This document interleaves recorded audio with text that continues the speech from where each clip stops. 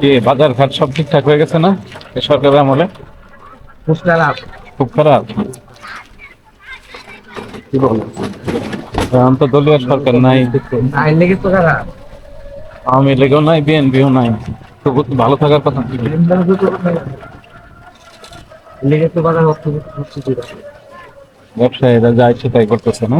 কালারের যে টাকা থাকছে হ্যাঁ হ্যাঁ, আধা রাষ্ট্র সরিয়া কাজ সরিয়া সারাদিন কোনো দুঃখে তো হয়েছি। আসর আগে কষ্ট হয়েছে। বাসায় গেছে গা। আর যখন 10 কালার তোমার মধ্যে ভাগ করে সরিয়া মারতে এবার 3 বেলা কাপড় মাথা 1 বেলা ওই থাকে না ঠিক মতো। আমদানি তো 270 একটু কম না। দেশে একটা বিপ্লব হয়েছে, বিপ্লবের পর ভালো হয়ে যাবে।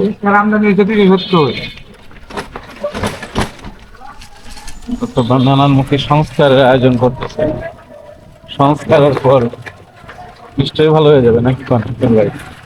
আপনার তো এই দলে এই দলে ভালো আমরা রাজনীতি আমরা হলো আগে রাজনীতি করলো আমরা রাজনীতি হলে দেশটা ভালো চলবে, এইটা হলো আমাদের রাজনীতি। জনগণ ভালো থাক, দেশটা ভালো, ভালো মতো যে ভালো রাখবো সেই আমাদের কাছে ভালো। সে লুটপাট করবো, দুর্নীতি করবো, সে আমাদের কাছে সবসময় দুশ্মন। আমরা তার ঘৃণা করেই যাবো।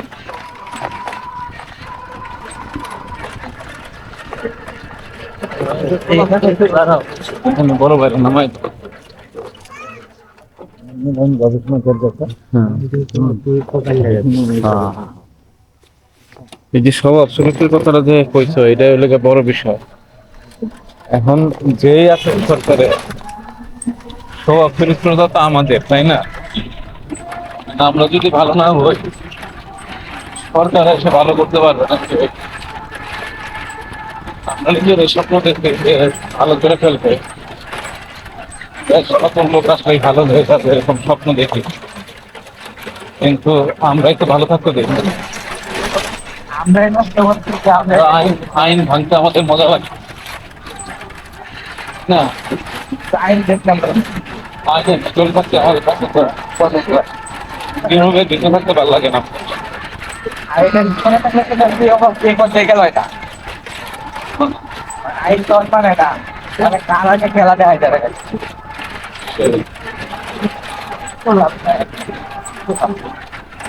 আরো লস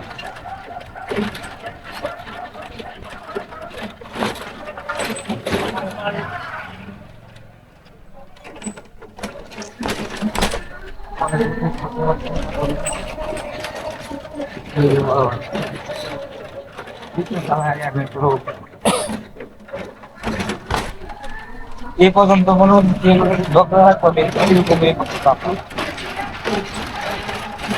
একজনের খাওয়া লাগবা 10 টাকা উঠতে গাড়িটা লাগতো হ্যাঁ,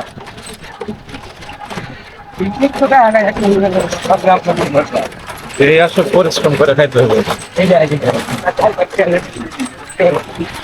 আর মাটিটা মরলে লগে চিন্তা আমরা স্বপ্ন উঠে